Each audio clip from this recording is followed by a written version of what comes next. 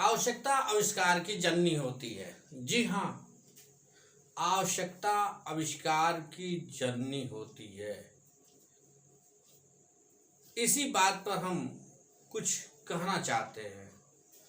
आज का हमारा वीडियो ये बीएसटी क्लास 12 के लिए है स्पेशल, और scientific management developed by F W. Taylor की बात करेंगे आज। एफ.डब्ल्यू. टेलर, जी हाँ, एक ऐसी हस्ती जो यूएसए से जुड़ी हुई थी, और यूएसए में आप जानते ही हैं कि इस तरह का मैटर था। आज यूएसए की स्थिति जो भी हो, लेकिन इसके पहले कितनी अच्छी थी, कितने अच्छे लोग थे, क्या क्या था वहाँ पर, आज हम बात करेंगे। खासतौर से इस वीडियो में एक ऐसे व्यक्तित्व की जो कि ये एफ.डब्ल्यू. टेलर, जिन्होंने ये कहें कि जो इसके पहले मैंने हेनरी फेयोल को बताया था, हेनरी फेयोल की कमियों पर ये राज किए। हेनरी फेयोल ने जो 14 सिस्टम बताए थे, जो मैंने आपको वीडियो में बताया था, उनकी कमियों पर बिल्कुल जो है कुछ न कुछ नया करते हुए इन्होंने इसमें सुधार किया। इसलिए इसका नाम हमने साइंटिफिक मैनेजमेंट रखा है। साइंटिफिक मैनेजमेंट, साइंटिफिक क्या, कुछ उन्होंने टूल्स प्रयोग किए, कुछ नया बताया, कुछ साइंस के रूल जैसे रिजिड कुछ बता दिया, जिसके कारण ज़्यादा से ज़्यादा रिस्पेक्ट, हेनरी फेयोल से अधिक रिस्पेक्ट हमने एफ.डब्ल्यू. टेलर को दिया, इनके प्रिंसिपल को दिया। इसलिए इसको साइंटिफिक मैनेजमेंट कहा गया। एक बात और मैं बता देना चाहूँगा इम्पोर्टेंट, हेनरी फेयोल को जो आप पढ़ लिए 14 रूल ने बैठा लिया आपने, हेनरी फेयोल के 14 रूल को आपने बैठा लिया है, तो वह निकलने न पावे। दोनों स्कॉलर में जब मैं तुलना करूँगा, ये दोनों इंजीनियर्स थे। एक पहली बात, दोनों ही इंजीनियर। इन दो स्कॉलर की मैं बात करूँगा तो कहीं एक स्कॉलर का आपको याद है हेनरी फेयोल का, तो कहीं एफ.डब्ल्यू. टेलर को आप बोल रहे हैं। दोनों में ये काफ़ी समानता दिखती है, दोनों ही इंजीनियर थे। तो चलिए बात करते हैं एफ.डब्ल्यू. टेलर कौन थे, इनका बैकग्राउंड क्या था, थोड़ा सा इनकी बायोग्राफी पर हम नज़र डालते हैं। F W. Taylor was born in 1878 in USA. USA में इनका जन्म हुआ था। आप जानते ही हैं वहाँ की मॉनेटरी सिस्टम कितनी अच्छी है। ही जॉइन मिडिवल स्ट्रीट कंपनी, जी हाँ, जिस तरह से हेनरी फेयोल ने ज्वाइन किया था, इंजीनियर थे, इस तरह से उन्होंने मिडिवल स्ट्रीट कंपनी को ज्वाइन किया था as a mechanical engineer. Engineer भी थे, इंजीनियर वो भी थे। दोनों में तुलना आप करते चलिए तो आपको ज़्यादा कुछ ना कुछ लर्न होता चलेगा। देखिए, हम बुक पढ़ते हैं और वीडियो देखते हैं, यूट्यूब में देखते हैं वही चीज़ बुक में पढ़ते हैं, तो रिपीट हो जाता है ना, क्योंकि आप देखते हैं चित्रों पर ज़्यादा विश्वास करते हैं तो कुछ आपको अच्छा लगता है। इसी बात का ख्याल करते हुए हम दोनों यहाँ पर ऑथर्स की बात करते हुए बात को आगे बढ़ाएंगे। As a mechanical engineer, engineer ये भी थे। Using his engineering background, Taylor become scientific studies. कुछ नया देखा उन्होंने। कहते ना, जब हम ईमानदारी से काम करते किसी संस्था में, तो ईमानदारी रंग लाती है, व्यक्ति की मेहनत रंग लाती है। आज हम काम कर रहे हैं तो आज हमारे चैनल को पसंद करने वाले सब्सक्राइबर दिन पर दिन बढ़ते जा रहे हैं, जिसके कारण हमें मजबूर होना पड़ा वीडियो बनाने के लिए। तो मैं तो रेस्ट की पोजीशन में था। तो जब लगन लग जाती है ना, तो व्यक्ति बहुत आगे बढ़ता है। वह सोच नहीं सकता कि कितना आगे बढ़ेगा, और बढ़ता जाता है, परेशान हो जाता है काम करते करते। ऐसा ही कुछ मेरे साथ और इन एफ.डब्ल्यू. टेलर के साथ हुआ। उन्होंने मात्र इंजीनियर थे, क्या जरूरत थी अधिक काम करने की, लेकिन उनको काम करना पड़ा। उन्होंने कुछ देखा। क्या देखा? जिस काम को वर्कर कर रहे हैं उसे और आसानी से कैसे किया जा सकता है। यदि कोई बंदा परेशान हो, अकेले बोझ नहीं उठा पा रहा हो, दूसरा हेल्प कर देता है तो बोझ आसानी से उठ जाता है। ठीक उसी तरह से जब आप मेहनत ईमानदारी से काम करते हैं ना, तो किसी को परेशान देखेंगे तो थोड़ा सोचेंगे और इसकी हेल्प कर दें और बढ़िया से काम कर लें। यही किया होगा उन्होंने। टैलेंट कभी दबती नहीं, टैलेंट उभर करके सामने आती है। ऐसा ही था कुछ एफडब्ल्यू टेलर के साथ। क्या यूज किया उन्होंने? He become scientific studies and techniques. उन्होंने टेक्निक्स का इस्तेमाल किया, साइंटिफिक टूल्स का उन्होंने कुछ किया ऐसा, ताकि काम और बेटर ढंग से अच्छा से किए कर सके एम्प्लॉय। ही रिसर्च, उन्होंने रिसर्च किया ऑन इफिशिएंसी ऑफ वर्कर्स, कि वर्कर की एनर्जी कैसे बचेगी। जो काम को आप बहुत देर में करते, जिस काम को आप देर से करते हो या बहुत मेहनत से करते हो, एनर्जी ज़्यादा लगती है, तो उस काम को करने का शॉर्टकट उन्होंने निकाल दिया, जिसके कारण आज इस रूल को पूरा विश्व माना और आपके बुक में आया, आज हम पढ़ रहे हैं। तो कुछ ऐसा आप करिए कि लोग आपका अनुसरण करें, इस एफडब्ल्यू टेलर जैसा। जरूर करेंगे। आप भी इंजीनियर बनिए, पढ़िए प्रिंसिपल को और आगे बढ़िए।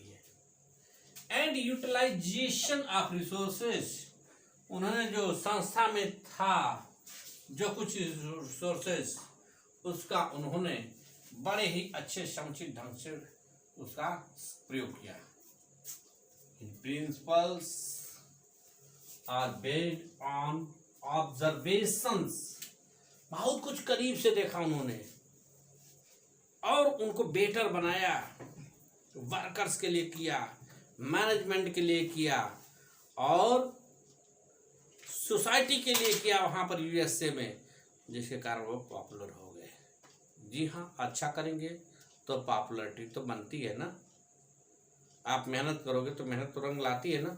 आप अच्छे नंबर से पास होगे, 95 प्लस करके जाओगे आप, तो आपको याद रहेगा कि आपने किसी का यूट्यूब पर वीडियो देखा था, फायदा हुआ एग्जाम में। तो चलिए बात करते हैं एफडब्ल्यू टेलर ने क्या किया। And shortcut of Henry Fayol, जी हाँ, इन्होंने हेनरी फ्योल के सिद्धांतों को, जो प्रिंसिपल थे, उसको बिल्कुल शॉर्टकट में पेश कर दिया। बहुत प्लान नहीं किया इन्होंने। हेनरी फ्योल ने तो प्लान करके 14 रूल्स लिखे ना, लेकिन इन्होंने बहुत ज्यादा रूल नहीं लिखे, शॉर्टकट मार दिया, आगे निकल गए हेनरी फ्योल। हेनरी फ्योल से आगे निकल गए एफडब्ल्यू टेलर ने। क्या कंट्रीब्यूशन है? तो चलिए बात करते हैं contribution of Taylor. F W Taylor का योगदान क्या था? ही पब्लिश मेनी बुक्स, उन्होंने अनेकों पुस्तकों को लिखा बेस्ड ऑन साइंटिफिक। इतना ज्यादा वे काम किए कि उन्हें बुक लिखने की फुर्सत मिल गई। टाइम निकाला होगा, कम सोए होंगे, काम करने के बाद एक्स्ट्रा टाइम निकाला तो बुक लिख दिया, पॉपुलर हो गए। अधिक काम करेंगे तो पॉपुलर होंगे ना। तो यही किया उन्होंने। His major contribution for shop management and piece rate system, उन्होंने एक एक यूनिट को, जो प्रोडक्ट था, एक एक यूनिट को बहुत ध्यान से देखा होगा। एक एक वर्कर पर निगाह रखा इन्होंने। इंजीनियर थे ना, उनके नीचे जूनियर इंजीनियर रहे होंगे, उनके वर्क पर ध्यान दिया तो काफी आगे निकल गए। फिर क्या किया इन्होंने? Used scientific method to solve the problem of the management, उन्होंने मैनेजमेंट के प्रॉब्लम को सॉल्व कर दिया। जो काम 2 घंटे में हो सकता था, उन्होंने 1 घंटे में करके दिखा दिया होगा वर्कर की मदद से, तो पॉपुलर हो गए। ऐसा कौन नहीं पसंद करेगा? इस तरह का कौन नहीं पसंद करेगा कि आप जो है कम समय में काम करते हैं। जी हाँ, तो चलिए इनकी डिफिनीशन को और बेहतर ढंग से समझते हैं। क्या है अभी बताएंगे, नोट कर लीजिए, आप बिल्कुल कॉपी कर लीजिए, वीडियो रोक करके लिख लें, नोट्स बना लें।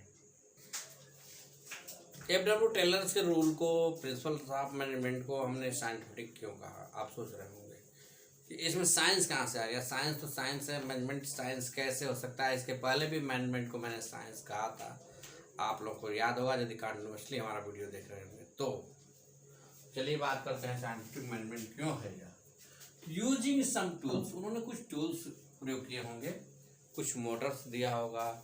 जैसे आप देखते हैं कि ना ईंट को ले जाने का काम जो है आपका एक तरीके से करते हुए देखा होगा मजदूरों को। कुछ ऐसे प्रयोग करते हैं गांव देहात में कि ज़्यादा ईंट लेकर जाते हैं और मतलब कुछ ऐसे सिस्टम का प्रयोग करते हैं कि यहाँ से वहाँ तक ले जाने में उनको कम एनर्जी लगती है, वह भी प्रयोग करते हैं। तो उन्होंने कुछ टूल्स ऐसे बनाए जिसका प्रयोग करके हर एक वर्कर आसानी से वर्क को कर सकता था। तो उन्होंने बताया using some tools and instrument are called scientific measurement. कुछ ऐसे यंत्र प्रयोग किए जिसके प्रयोग से उन्होंने काम को बहुत आसान से करना बताया एम्प्लॉय को, इसलिए वो फेमस हो गए।